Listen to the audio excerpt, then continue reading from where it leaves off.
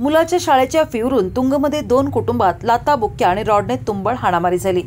या हाणामारीमध्ये दोन्ही कुटुंबातील 9 जण जखमी झाले आहेत। या प्रकरणी फिर्यादी संजय ज्ञानू कांबळे वय 57 राहणार तुंग यांच्या फिर्यादीवरून प्रमिला ऋतुराज पाटील, संगीता शंकर गायकवाड, यश शंकर गायकवाड आणि 2 अनोळखी इसम सर्व राहणार तुंग यांच्यावर, तर प्रमिला ऋतुराज पाटील वय 29 राहणार तुंग यांच्या फिर्यादीवरून सासरे संजय कांबळे, दीर आशुतोष कांबळे, सासू जयश्री कांबळे आणि नणंद अंकिता विकास भंडारे सर्व राहणार तुंग यांच्यावर गुन्हा दाखल करण्यात आला आहे।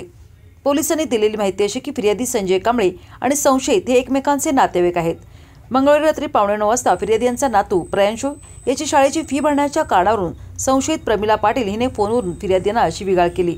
नंतर 9:15 वाजण्याच्या सुमारास फिर्यादींच्या घरासमोर संशयितांनी येऊन फिर्यादी आणि त्यांचा मुलगा आशुतोष, पत्नी जयश्री आणि मुलगी अंकिता अशा सर्वांना हाताने आणि लाथाबुक्क्यांनी मारहाण करून शिवीगाळ केली आणि जीवे मारण्याची धमकी दिली आहे, असे फिर्यादी संजय कांबळे यांनी फिर्यादीत म्हटले आहे।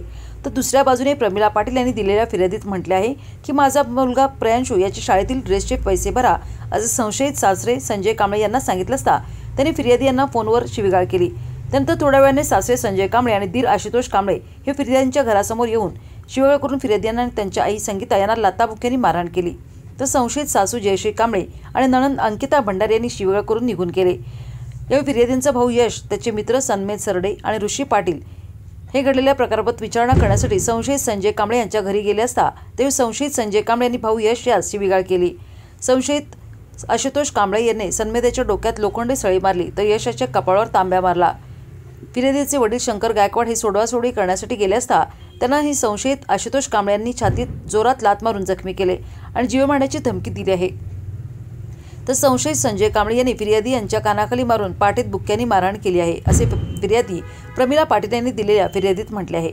त्यानुसार दोन्ही कुटुंबातील 10 जणांवर गुन्हा दाखल करण्यात आला आहे।